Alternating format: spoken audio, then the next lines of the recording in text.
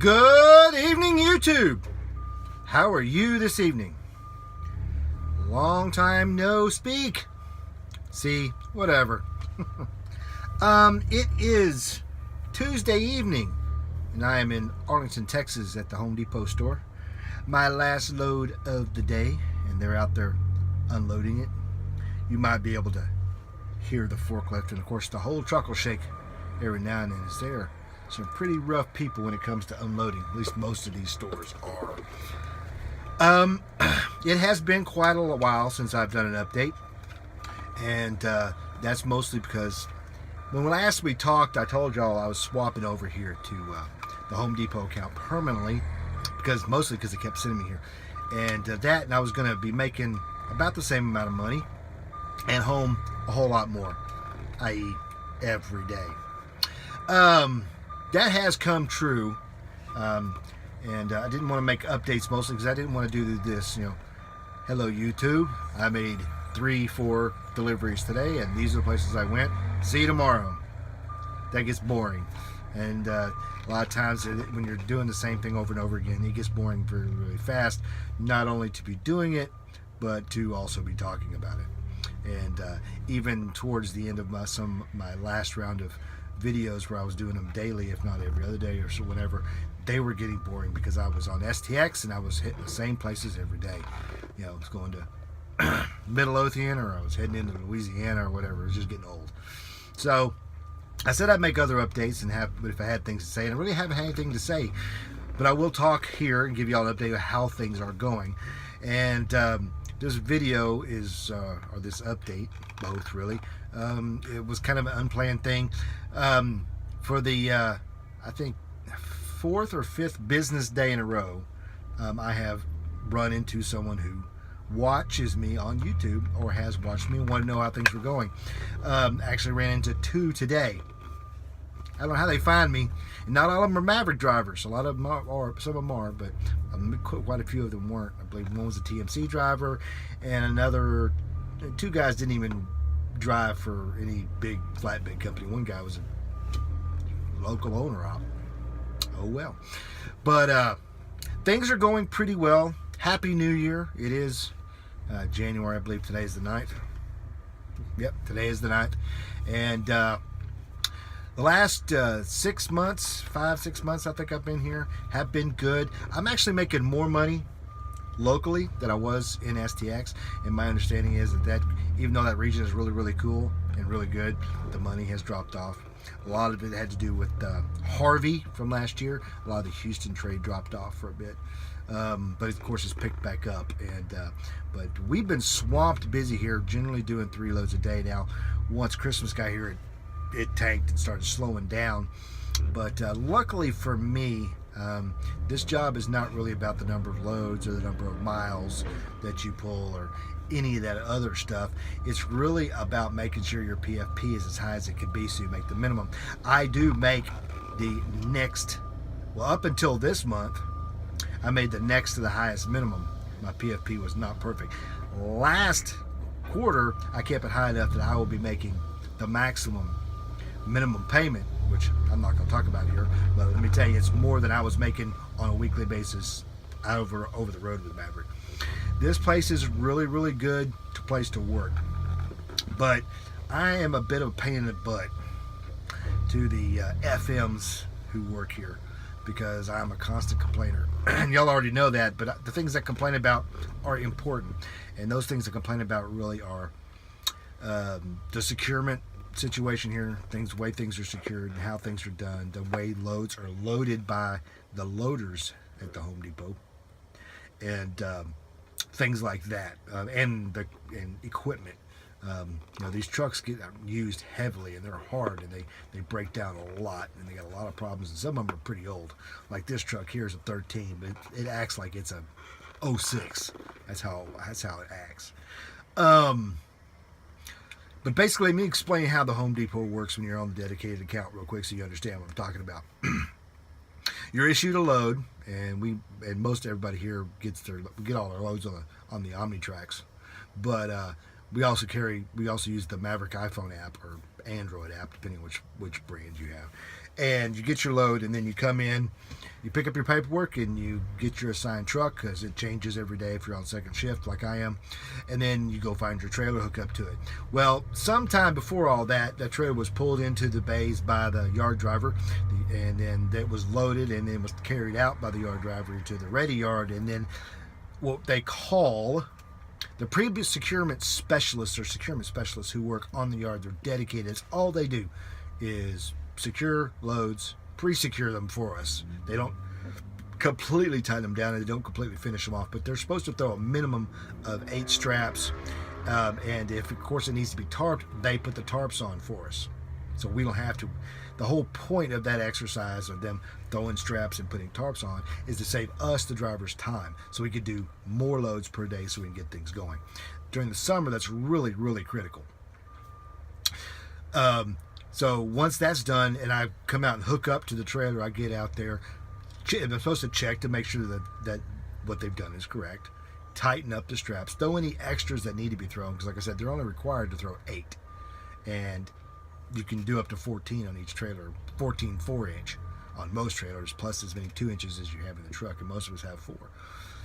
And sometimes it takes all of those. It takes 18, 20 straps because of the way these loads are. They're not all lumber, all this. They're usually a mix of all kinds of stuff. Like this one I have back here right now. I have got bulk lumber. I have got 3 different types of OSB. I have shingles, roofing materials. I have pipe. What else have I got? I got siding. I've even got some aluminum. I mean, it's all kinds of stuff. It's all linear, so it's all strapped. Just saying. I am sorry about that. I had to move the truck. This particular store, they in the evenings, for after 9 o'clock, they unload part of it in the back, and then you have to go to the front of the store so they can get the rest of it off. What was I saying? I got a total mix of stuff on here, and it takes a lot to get it secured right, because you have to take into account how everything is placed and what needs to be covered when and where. And one of my biggest pet peeves, and it's really more about proper securement techniques. One is the law, and number 2, the Maverick way, is the fact that a lot of the times the securement specialists, they're not seriously interested in doing their jobs correctly. They're just trying to get it done as fast as possible, and so they just throw them and hook them and don't even really consider what they're doing. And that's one of the biggest things I complain about here, because in reality we're supposed to get up there, and they're supposed to spend maybe 15-20 minutes tops once we hook to the trailer, finishing it off, and then get out of there. Unless it's tarped, then we need to spend no more than a half an hour.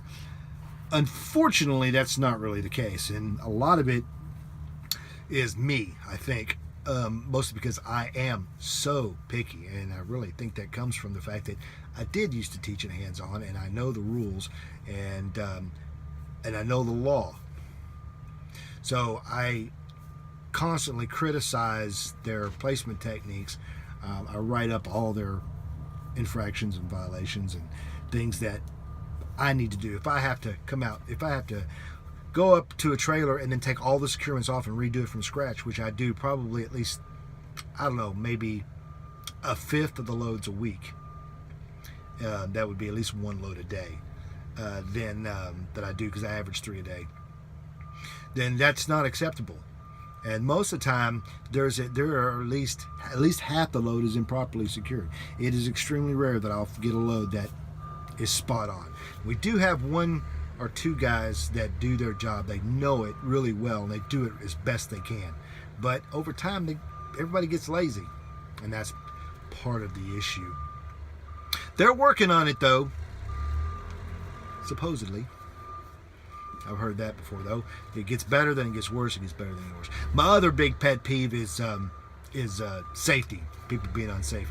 Now, I have to admit, I'm not the total PPE king. I mean, I do wear my PPE as best as possible, but there are times when I forget to put my hard hat on, or I forget to put my chin strap on, or whatever, and it's just one of those things. But the big thing is the securement issues, because if it's not secured right, some of these guys that come in and They don't look at what they're doing when they hook up a load. They just hook it up, throw a couple extra steps, and drive off. And we've had things fall off of trucks. We've had things disappear.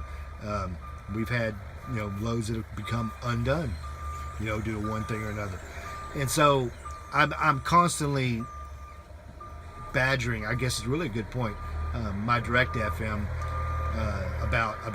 And I think it was pretty cool. I got a Christmas card from him telling me he appreciated all the work that I'd done, even though I badgered the shit out of him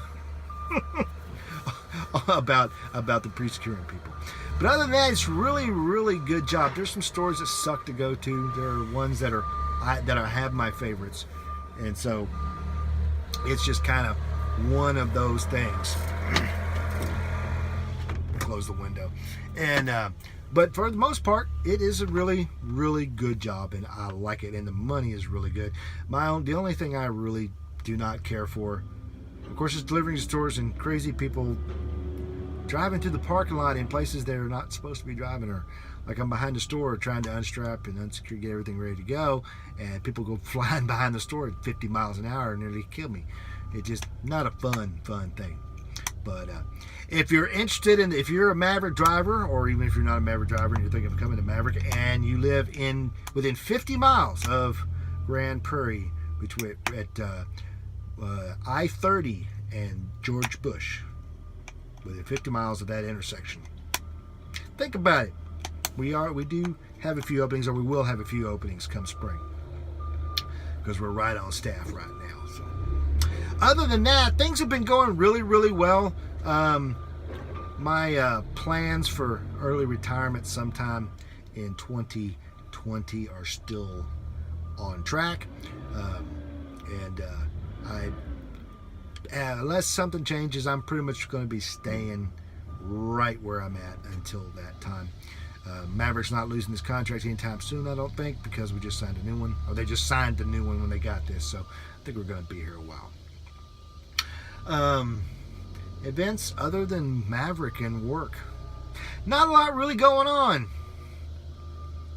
Still haven't won the lottery, but I think I heard somewhere that you actually have to play the lottery to win it. And since I can't buy tickets, or I don't buy tickets except for every once in a blue moon, and even then I only spend $2 or whatever it is to get the minimum one, don't think I'm gonna be winning anytime soon. But that's pretty much it. I do have a few things to say on another subject. ELDs, electronic logging devices, they became mandatory in December. I don't know the exact specifications being mandatory.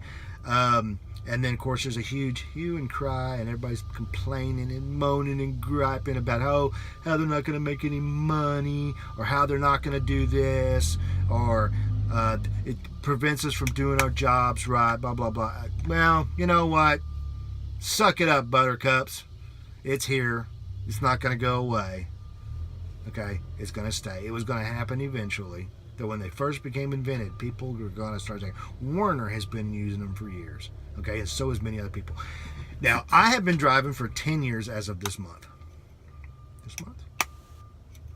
Close enough. Okay? And of those years, I have spent the last 7 on ELDs in one form or another. The very first company I was with, okay, we used paper logs. And we didn't just use paper logs. We used loose leaf paper logs. They were adamant about cheating the system however you could at the time, and they probably still are, knowing that company. And matter of fact, they would penalize you if you didn't cheat the system. And then if you got caught, you get penalized again. I know drivers that worked for the company that were running 4 and 5 different sheets, or 4 or 5 different logbooks, quote-unquote logbooks, to keep things going. What they would do is they would get to where they were going, and then they would look at what they'd done, and they would cram all their crap together to make sure everything was legal, and they would start a new sheet and work from there. And then when they got where they were going again, they changed it all up again and pushed it all back, so they always had a reset right behind them, or close to it. And they would run, these guys, a lot of these guys, and these trucks were governed at 60 miles an hour. They would log, log it like they did an average drive of 65 miles an hour, and they were driving. Some guys were driving 1,000 miles a day. I know guys that drove nonstop from Colorado, Fort Morgan specifically, all the way to Detroit to unload. They would do it nonstop the whole way. After driving nonstop with maybe an hour's sleep between Dallas and Colorado. It happened all the time. I'm not spending any names, and I plead the fifth. But it was hard. It was hard work. And it was really rough things to do. That's when you don't get enough sleep, and you're constantly cheating the system to make more money. Well, when I left that company and I went to Great White Cardinal when I owned my own truck, actually it was just Great White at the time, and went to work for Walmart, I was all again. They put a PeopleNet in my truck with an ELD, and I was really against it to start with. After about a week of using it, I'm like, sold. And I remember going through it, and after a year had gone by, I compared that year's income and hours and work with what I had done at the previous company, and I had made more money, had more rest and more time. I've been on ELDs ever since. I was with Great White, then became Great White Cardinal, and I was at Schwann's for several years after being at Walmart, and then I came over here. And I still make money. I still make good money. Let me tell you, I'm averaging about $4,400 a month income on ELDs as a company driver. And I'm home every day, and I work about 9 hours a day. Sometimes I do work the full 14. There's been a few times I put on the yard, only have a couple minutes left here. And you guys know what it was like when I was over the road. That was harder. And I'm making more money now. Most of the time you make a lot less when you're local. But the way they got things working out for the here, I make the same, if not more. It's easier to make the PFP. So, hold on a second.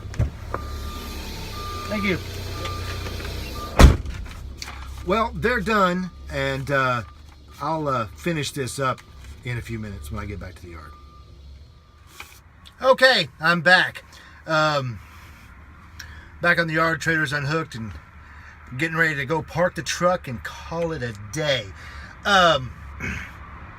As I was saying, I make just as much money, and actually make more now, but years have changed on ELDs than I did on paper. I understand the gripe some people say that, well, I won't make enough money on ELDs because my hours are, I got to stick to the hours, blah, blah, blah, blah. Well, yeah, that's true. And that comes down to the fact that in general, most over-the-road drivers, whether they're company drivers or owner ops, lease ops, whatever, don't make that much money to start with, simply because of the way this industry pays people. I guarantee that if all drivers across the board, every truck driver, whether it's big truck, class B, whatever, was forced to be paid an hourly wage, which a lot of people are begging for, then everybody would make even less money. And you go, well, that doesn't make any sense. Well, yeah, because it would become a minimum wage job. I think minimum wage is what, $9.75, maybe $10. I don't know. I haven't paid attention to it. You know, my oldest son works a minimum wage job, and I know that he only brings home a couple $100s a week after taxes and insurance and everything else. But truck drivers work a lot more. You know, and then if we were hourly, then they would change the whole system, and we wouldn't be allowed to work up to 70 hours in 8 days. Or whatever the rules are. They change pretty frequently, but 70 hours a week, because they're not going to pay 20 hours a week or 30 hours a week of overtime pay. So almost every job would become semi-local or semi-regional. You know, if a load had to go from California to New York, it would change hands 3 or 4 times, because the driver would take it so far, drop it, give it to another driver, turn around and go back, you know, so he could be home that night.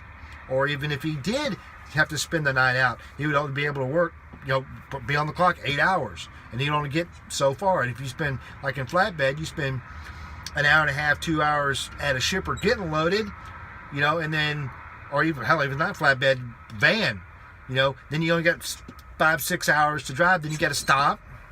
No one's going to make money doing that on minimum wage. Not for what we have to do, because truck drivers in generally, in history, and even today, spend more time away from home than they do at home. And that's just the facts of this industry, and that's the way it's always been, and that's the way it will always be. Even if they perfect the self-driving truck, someone's still going to have to be in the truck.